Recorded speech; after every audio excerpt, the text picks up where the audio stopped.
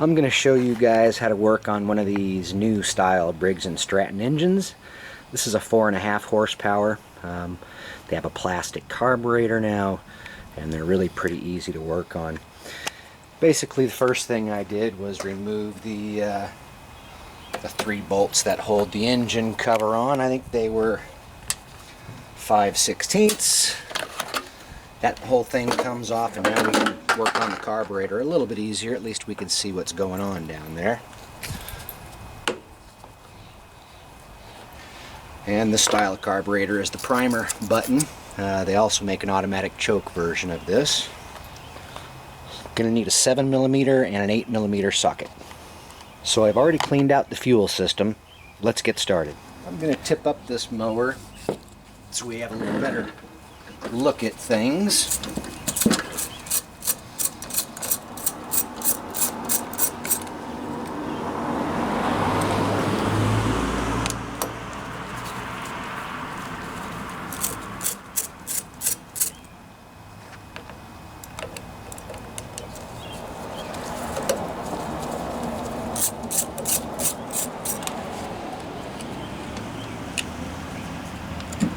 And the only thing that's going to be holding this carburetor on, this air filter.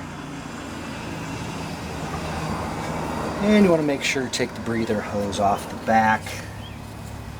One more.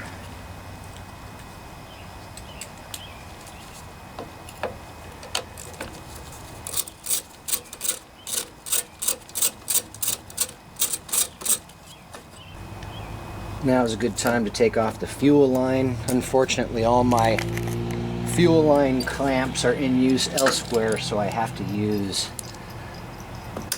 some vice grips. Don't tell anybody.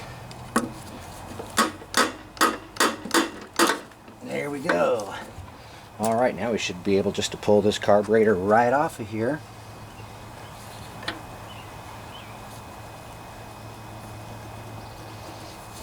Be careful. Yeah, and then we just rotate it and it slides right off the linkage. There we go. Now we can get into this thing. I'm using a 7mm to get these off.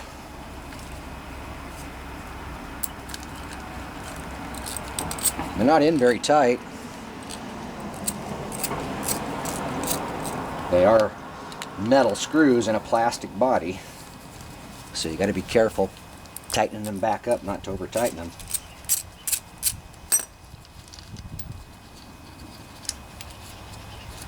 And you may need a little screwdriver to stick in the pry slots to get this float bowl off. Pry a little bit there, pry a little bit on the other side. There we go. Wow, things are just falling apart in there. That may be part of the problem. So with these carburetors, you can see it's all plastic, so that's great. There's nothing to rust or corrode on the inside. You can see your little brass main jet, which you'll want to make sure is not plugged up. That is right here. And you can see it, hopefully. A little brass main jet in there. You'll want to make sure that that's not plugged up. And I just use a little bit of copper wire to poke down through there and make sure it's clear. Let's see if we can figure out what's going on here. Try to get this carburetor back together correctly. Put the float valve back on the float.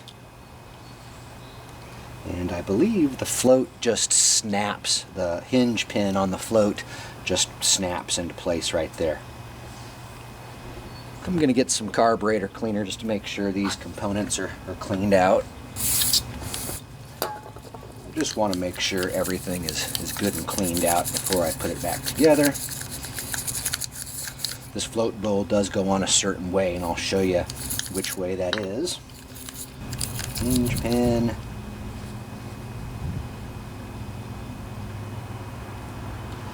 And I believe it just pops into place. Yep, just snaps into place, that hinge pin.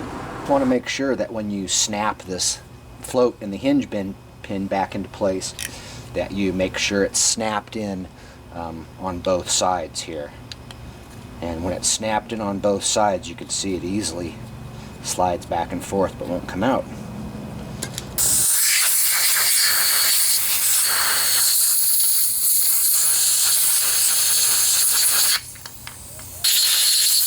So the correct way to reassemble this is to actually have, the way I do it is I have that square there, it has to be pointing towards the front of the engine. So if this was how the carburetor mounts in there, the front of the engine would be this way, so we would install it like this, just like that.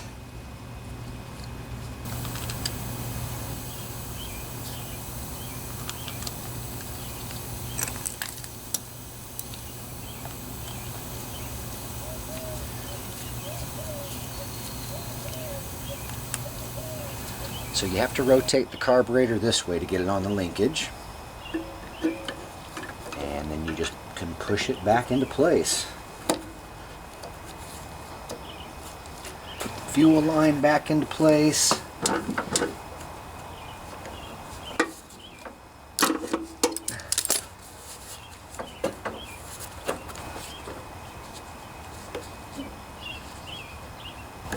And you'll have to hook up the breather tube first, usually.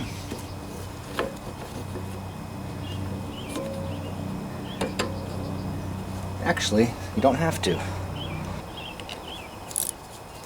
I always put the carburetor mount screws in first.